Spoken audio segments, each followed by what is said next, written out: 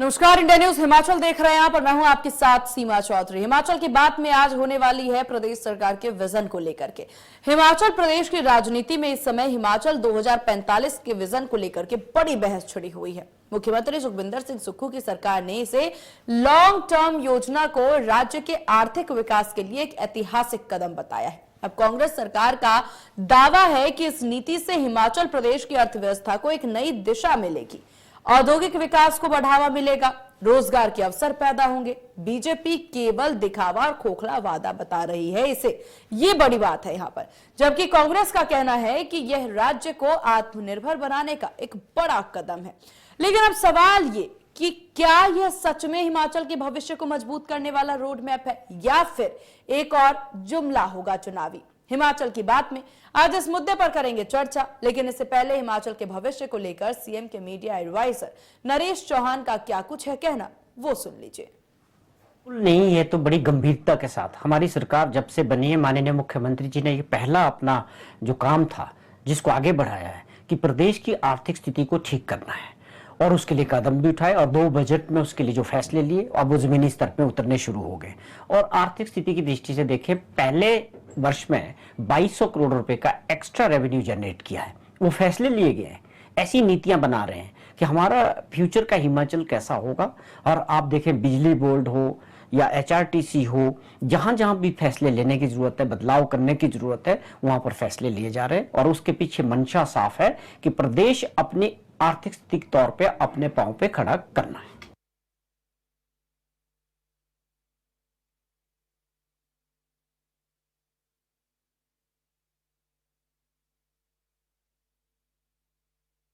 मजबूत करने के लिए रोड मैप या फिर चुनावी जुमला, ये बड़ी समझने वाली बात है। जहां प्रदेश सरकार 2045 का विजन लेकर चल रही है। 2025 इस वक्त चल रहा है, 2045 का इनका विजन है। आखिरकार इस विजन में क्या कुछ खास है, किस तरीके से प्रदेश में विकास की बात कही जा रही है, आर्थिक तौर पर, इंफ्रास्ट्रक्चर तौर पर किस तरीके से पूरी निगाहें समझी जा रही है। अब हालांकि ये समझ लेना हमारे लिए भी और आपके लिए भी जरूरी है कि हिमाचल की जनता के लिए और प्रदेश की जनता के लिए हिमाचल सरकार क्या लेकर के आ रही है। और इसी पर चर्चा के लिए हमारे साथ विवेक शर्मा बीजेपी प्रवक्ता बने हुए हैं, संजीव गांधी कांग्रेस नेता हमारे साथ हैं और नवनीत शर्मा जी हमारे साथ वरिष्ठ पत्रकार हैं। आप तमाम मेहमानों का बहुत बहुत स्वागत है इंडिया न्यूज हिमाचल पर। संजीव गांधी जी, शुरुआत आप ही से करेंगे क्योंकि सत्ता में आप हैं और विजन भी आप ही लेकर के आ रहे हैं। क्या है ये विजन 2045 और क्या मकसद है इसके पीछे?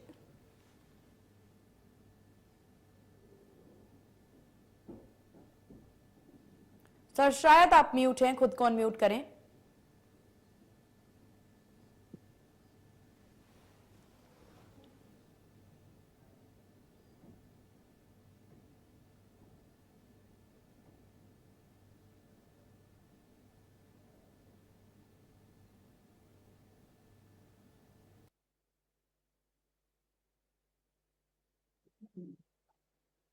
जी, आपका ऑडियो दुरुस्त होता है। हालांकि पहला सवाल मेरा आप ही से था, लेकिन एक बार फिर से इसको जानने और समझने की कोशिश करेंगे। लेकिन संजीव जी, जब तक आप खुद को अनम्यूट कर रहे हैं तब तक नवनीत जी आप ही के पास आ जाते हैं, क्योंकि बात हिमाचल प्रदेश की अर्थव्यवस्था को लेकर हो रही है। कही जा रही है कि 2045 तक का हम विजन लेकर चलेंगे तो आर्थिक तौर पर इसको दुरुस्त कर देंगे, बाकी इंफ्रास्ट्रक्चर और बाकी चीजों पर भी काफी ज्यादा ध्यान देने की इस वक्त हिमाचल में जरूरत है। तो आपको क्या लग रहा है 2045 का जो विजन सरकार ने रखा है, क्या समझा जा सकता है, चुनावी जुमला या वाकई में ये रोड मैप काम आएगा? जी, प्रणाम सबको। मैं सबसे पहले ये कहना चाहूंगा कि इस तरह का विजन कोई भी हम ये तो नहीं इसको एक तरह से राइट ऑफ नहीं कर सकते हैं। अगर कोई सरकार अपना विजन लेके आई है और 2045 का विजन है तो जाहिर है इसमें कोई तात्कालिक चुनावी लाभ लेने की मंशा भी सरकार की अभी दिखाई नहीं देती। लेकिन एक प्रयास इसमें अवश्य दिखाई देता है कि पिछले दिनों एक चीज कही गई कि सैम पिट्रोडा जी और डॉक्टर तरुण श्रीधर जी और एक और नाम लिया गया कि ये जो बड़े बड़े विद्वान लोग रहे हैं, श्रीधर साहब का तो हिमाचल से ही वास्ता रहा है, तो ये लोग हिमाचल को एक तरह से डायरेक्शन देंगे, ये थिंक टैंक के तौर पे काम करेंगे। लेकिन मुझे बड़ी हैरत हुई जब हमारे ही अखबार में ये खबर छपी भी, तो डॉक्टर श्रीधर साहब से मेरी बात हुई तो उन्होंने कहा कि मैं थिंक टैंक में हूं, लेकिन अभी मुझे इसकी कोई जानकारी नहीं है कि मुझे करना क्या है। तो ये अभी हो सकता है कि प्रारंभिक स्तर पे हो, या हिप्पा ने, लोक प्रशासन संस्थान ने इस तरह का कोई एक ड्राफ्ट बनाया हो, एक मसविदा बनाया हो, और उसके बाद फिर इसको इम्प्लीमेंट किया जाना हो। और इस पे जैसे सैम पिट्रोडा साहब का आईटी में उनकी दक्षता है, या बाकी लोग हैं, डॉक्टर अशोक खोसला हैं, डॉक्टर श्रीधर हैं, एक रजनी बख्श साहिबा का नाम भी हमने सुना। तो इनको करना क्या है? देखिए, हिमाचल को एक लॉन्ग टर्म पॉलिसी की जरूरत तो है, लेकिन जहां तक वित्तीय स्थिति की बात है, मरीज उस हालत में है कि उसको आयुर्वेदिक दवा भी चाहिए, उसको एलोपैथी भी चाहिए, उसको थोड़ा सा डीएनएस की भी जरूरत है, थोड़ा सा होम्योपैथी भी चले, और जहां कहीं काम आए तो थोड़े से दादी नानी के जो घरेलू उपचार होते हैं उसकी भी जरूरत है, अगर हम वित्तीय स्थिति को एक बीमार मान लें तो वो सब देखते हुए अब विजन क्या है, ये मुझे लगता है संजीव गांधी जी हमें बेहतर बता पाएंगे, उसके बाद ही हम लोग इस पे ज्यादा टिप्पणी कर पाएंगे। बिल्कुल बिल्कुल सर, और उन्हीं से पूछना था। हालांकि संजीव जी, क्या अब आपको मेरी आवाज मिल पा रही है सही से?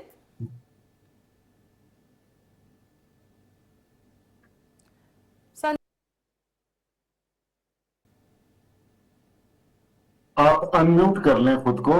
पहले वो अनम्यूट थे तो आवाज उनकी आ रही थी, लेकिन उनको मैसेज दिया गया कि आप म्यूट हैं, जबकि उनकी आवाज आ रही थी। तो हाँ, प्लीज अभी इन तक ये संदेश पहुंचाएं कि ये अनम्यूट कर लें। बिल्कुल संजीव जी, आप खुद को अब एक बार अनम्यूट कर लीजिए प्लीज, और एक बार जरा हमें समझाने की कोशिश करें क्या है आपका ये विजन।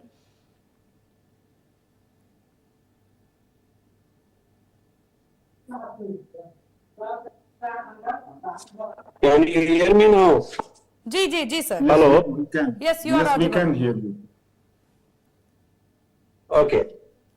नमस्कार सीमा जी। नमस्कार सर। देखिए, ये बड़ा दुर्भाग्यपूर्ण है कि किसी भी अच्छी इनिशिएटिव को, किसी भी अच्छी चीज को जो सरकार करना चाहती है, या माननीय हमारे मुख्यमंत्री सुखविंदर सिंह सुक्खू जी करना चाहते हैं, तो उसको शुरू में ही जो है कंडेम किया जाए और उसको अननेसेसरी जो है डीरेल करने की कोशिश की जाए। ये मैं समझता हूँ कि विपक्ष का जो है ये रवैया बिल्कुल लगातार बना हुआ है, और उसके जो है उनको इसको देखना चाहिए कि ये बिल्कुल गलत बात है। सबसे पहला तो पॉइंट मैं ये कहना चाहता हूँ।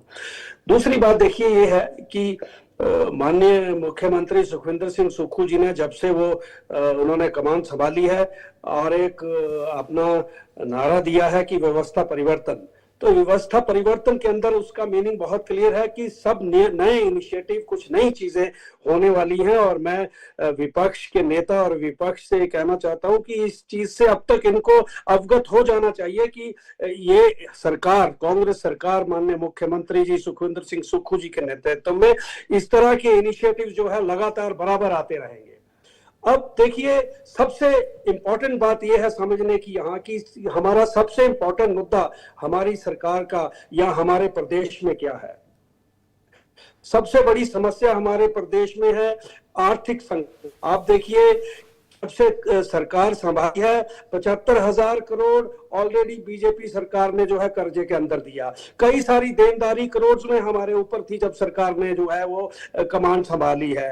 एम्प्लॉयमेंट अपॉर्चुनिटीज नहीं है, बहुत इकोनॉमिक हेल्थ स्टेट की जो है वो बहुत खराब है।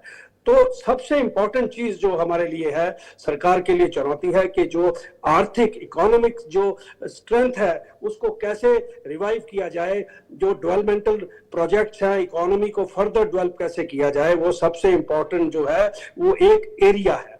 तो इसमें आप देखिए कि नई थिंकिंग, नई स्ट्रेटजी जो है उसकी जरूरत है, जिससे कि हिमाचल प्रदेश जो है वो एक सेल्फ डिपेंडेंट स्टेट बन सके और हिमाचल प्रदेश को नेशनल और इंटरनेशनल लेवल पर शोकेस किया जाए। तो इन सब चीजों को एनकैश करने के लिए एक फ्यूचरिस्टिक अप्रोच, एक पॉलिसी फॉर्मुलेशन और एक लॉन्ग टर्म अप्रोच जो है वो एक इकोनॉमिक ग्रोथ के लिए बहुत जरूरी है। तो इसके लिए अब एक्शन जो है, वो जो एक्शन प्रपोज हुआ है, देखिए एक वेल थॉट स्ट्रेटजी जो है वो माननीय सुखविंदर सिंह सुक्खू जी ने और कांग्रेस सरकार ने जो है वो एक डेवलप की है। ये कोई पॉलिटिकल अनाउंसमेंट नहीं है, ये मैं जो है वो विपक्ष को ये बताना चाहता हूं और जनता को, हिमाचल प्रदेश की जनता को अननेसेसरी लेकिन जो है संजय जी, माफी चाहूंगी, बीच में एक सवाल ऐड कर रही हूँ, 2045 ही क्यों? या वो इसीलिए ताकि विपक्ष और ये नहीं सोचे, जैसा कि अभी कहा है नवनीत जी ने भी, कि ये कोई पॉलिटिकल मुद्दा नहीं है कि हमें ये इलेक्शन से रिलेटेड चीज है 2045, क्योंकि देखिए हर चीज को टाइम लगता है, पॉलिसी फॉर्मुलेशन, उसको एग्जीक्यूटिव मोड में लाने के लिए, रिसोर्सेज जुटाने के लिए रातों रात एकदम कोई चीज नहीं हो सकती है। तो इसलिए जो है ये बहुत अच्छी चीज है कि एक बहुत प्लानिंग के साथ, एक बहुत स्ट्रेटजी के साथ जो है ये काम किया जा रहा है और इसके तहत एक विजन डॉक्यूमेंट प्रिपेयर करने की जरूरत है। सर आपके पास आएंगे, इस पर अभी और भी बातचीत हम करेंगे। ठीक है संजीव जी आएंगे, इस विषय पर अभी और भी बातचीत करेंगे, क्योंकि हमें समझने का बहुत ज्यादा समय चाहिए इस रोड मैप के। आपके बीजेपी प्रवक्ता विवेक शर्मा जी हमारे साथ हैं। विवेक जी, क्योंकि यहाँ पर कांग्रेस प्रवक्ता कहते नजर आ रहे हैं, कांग्रेस नेता कहते नजर आ रहे हैं कि एक बहुत ही वेल मैनेज रणनीति है, इस रणनीति पर काम किया जाएगा, लेकिन भाजपा को इन घोषणाओं पर क्यों यकीन नहीं है? क्यों भाजपा को लग रहा है कि ये रणनीति जो है ये फल फूल नहीं पाएगी? मुझसे पूर्व दो वक्ताओं ने जो कहा है उसमें से जो विषय निकल के आए हैं, एक तो इन्होंने कहा कि हम हर चीज को डीरेल करते हैं, और ये कोई पॉलिटिकल स्टेटमेंट नहीं है, गांधी जी ने कहा। मैं इनसे निवेदन करूंगा कि सरकार ने अभी तक कोई नोटिफिकेशन जारी नहीं की है। केवल हिप्पा के एक कार्यक्रम में मुख्यमंत्री जी की एक स्टेटमेंट आई है कि 6 सदस्यों का उन्होंने जिक्र किया है, लेकिन हमारा विषय यह है कि अगर आप आर्थिक तौर पर चिंता करना चाहते हैं तो आप बीमार से मत लड़िए, बीमारी से लड़िए। उसके लिए जो सरकार है वो विधायकों को लेकर के एक समिति का गठन कर सकती है, उनकी सिफारिशों के ऊपर अध्ययन कर सकती है, और ये पूर्व में भी हुआ है। धूमल जी की जब सरकार थी तो पंडित सुखराम जी को जिम्मेवारी दी गई थी, और ये हुआ है in the history of Himachal Pradesh. इसमें कोई नई घटना नहीं हो रही है जो कोई ये करने जा रहे हैं। दूसरा प्रश्न ये आता है कि मेरा ये मानना है कि जब हम राजनीति में किसी की आलोचना करते हैं तो विवेचना भी करनी चाहिए, और 1977 से लेकर के आज तक हिमाचल प्रदेश में कोई भी सरकार रिपीट नहीं की है, और इस बात को प्रयास सबने किए, लेकिन ये प्रथम मुख्यमंत्री हैं जिनका ये मानना है कि मैं प्रयास ही नहीं करूंगा, और अपनों में आनंद और मित्रों को प्रसन्न करने की राजनीति जो कर रहे हैं वर्तमान मुख्यमंत्री, उसी का नतीजा है कि सलमान खुर्शीद, सैम पिट्रोदा, मनु सिंघवी को एक सुरक्षा कवच के नाते खड़ा किया जा रहा है, क्योंकि दूसरी ओर पंडित जी को केवल शुक्ला जी का सहारा है। स्थिति ये है, यहां पर प्रश्न ये हो गया, ये सुरक्षा कवच की तरह इस्तेमाल किया जा रहा है, और जिन लोगों को ये हिमाचल प्रदेश में लाना चाह रहे हैं वो तो G20 के, उन्होंने पहले ही G20 बनवा दिया था दिल्ली में। यहां वो क्या करेंगे उसको तो सोचने की आवश्यकता है। यहां पर इनके कहने से कुछ नहीं होगा। जिन 6 लोगों का जिक्र किया है अभी हमारे शर्मा जी ने भी यहाँ पे, मैं अगर उन 6 लोगों का इतिहास बताऊं, उनकी कार्य पद्धति बताऊं, तो वे सरकार के साथ काम ही नहीं कर पाएंगे। हालत यह है। और जहां तक प्रश्न आता है आर्थिक हालात का, अभी आर्थिक हालात छोड़िए, 26/2/2024 को स्टील इंडस्ट्री हड़ताल पर जाने वाली है, जिनकी 100 करोड़ की सब्सिडी सरकार ने रखी हुई है। ऊर्जा क्षेत्र में 300 करोड़ रुपए का रेवेन्यू केंद्र ने इनको दिया है, ये उसकी यूटिलाइजेशन क्या करेंगे इनको इसका पता नहीं है।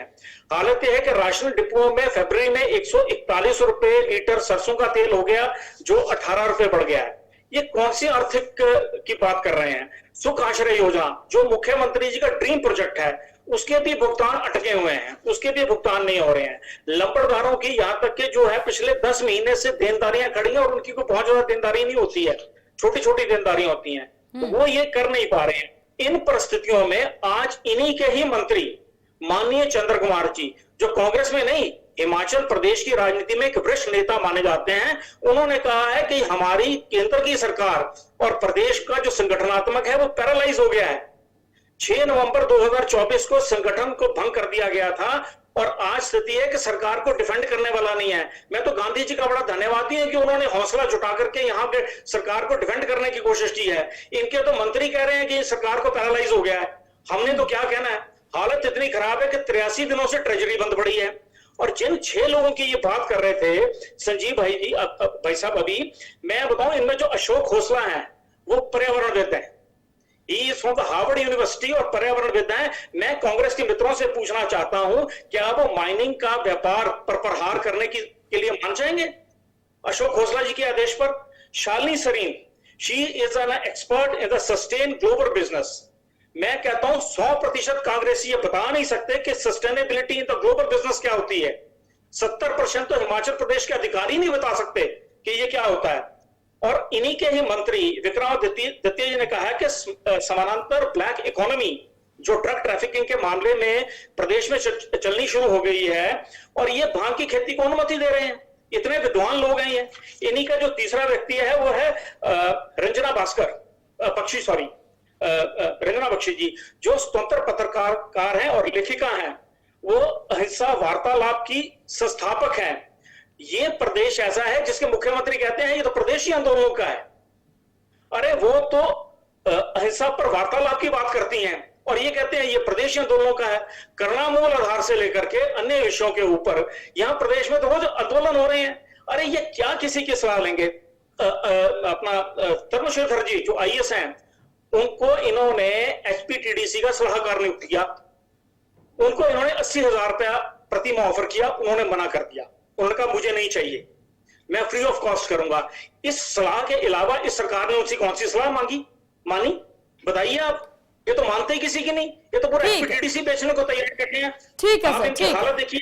ठीक है विवेक जी। संजीव जी आएंगे विवेक जी आपके पास। संजीव जी, क्योंकि यहाँ पर बात हो रही है अर्थव्यवस्था को लेकर के, 2045 के विजन में आर्थिक हालातों को और आर्थिक बदलाव करने की बहुत ज्यादा जरूरत मानी जा रही है और इसका जिक्र भी होता नजर आ रहा है कि हिमाचल में आर्थिक तौर पर मजबूती लाई जाएगी। लेकिन अभी जो मौजूदा स्थितियां है जिसका जिक्र विवेक जी भी करते नजर आ रहे हैं, और आज से कुछ दिन पहले ही हमने इस विषय पर चर्चा भी की थी कि हिमाचल में आर्थिक तौर पर क्या हो रहा है, किस प्रकार से कॉन्ट्रैक्टर्स को पैसे नहीं मिल पा रहे, जिसकी वजह से कार्य बहिष्कार भी हो रहा है। यहाँ पर हमने ये भी देखा है कि एक सरकारी अधिकारी जो है ऑफिस से सिस्टम लेकर के चले जाते हैं क्योंकि उनको पैसे नहीं मिल पा रहे। तो ऐसी तस्वीरें भी नजर आ रही है, और ऐसे समय पर 2045 का विजन लेकर के आ जाना कैसे कारगर होगा सर? ये देखिए, मैं विवेक जी की बात से शुरू करूंगा जी कि अगर ये सब चीजें जितनी इन्होंने गिनाई, मैं रिपीट नहीं करूंगा, कि ये सब चीजें अगर इनको इतनी ध्यान में है तो 75,000 करोड़ का कर्ज लेके क्यों छोड़ी इन्होंने सरकार? ठीक है, तो उस टाइम पे इन चीजों पे क्यों नहीं जो है वो ध्यान दिया गया?